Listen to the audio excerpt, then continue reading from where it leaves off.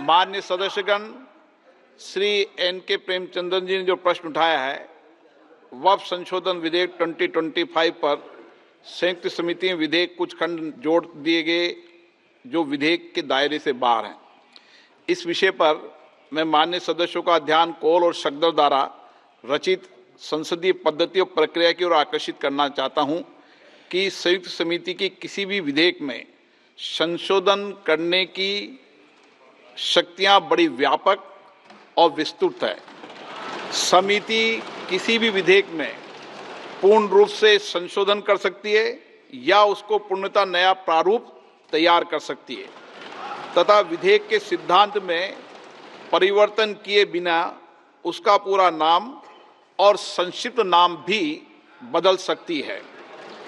इस प्रकार समिति किसी विधेयक में नए उपबंध सम्मिलित कर सकती है तथा विधेयक की व्याप्ति की समिति कर सकती है। विगत में कई संयुक्त समितियों ने विधेयकों में ऐसे संशोधन किए हैं। श्री किरण रिजिजू जी।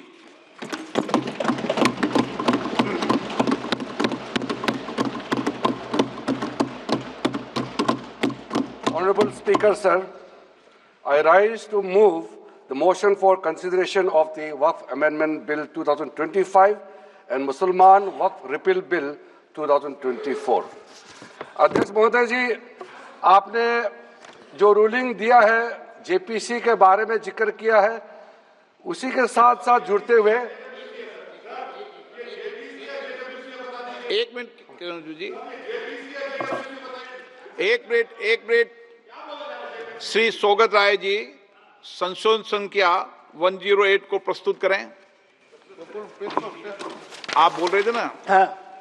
Under Rule 77(2) of the Rules of Procedure, I propose that the Waqf Amendment Bill 2025 be recommitted for the purpose of eliciting further opinion thereon. Okay, माननीय मंत्री जी अब 12 और 16 पर अपना वक्तव्य दें।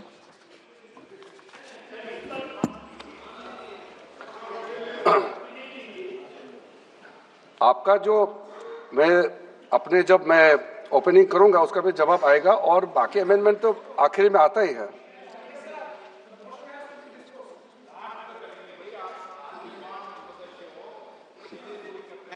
चलिए माननीय मंत्री जी। माननीय अध्यक्ष महोदय, हम सबको बहुत डिटेल में जाने का भी आवश्यकता नहीं है। कमेटी के बारे में उसका जिक्र काफी हो चुके हैं, लेकिन मैं इतना कहना चाहता हूं कि जो कमेटी इस बार दोनों सदन लोकसभा राज्यसभा मिला करके ज्वाइंट कमेटी में वक्फ अमेंडमेंट बिल पे जो चर्चा हुई है, आज तक भारत के संसदीय इतिहास में इतना व्यापक रूप से चर्चा, कंसल्टेशन और समय कभी नहीं दिया है।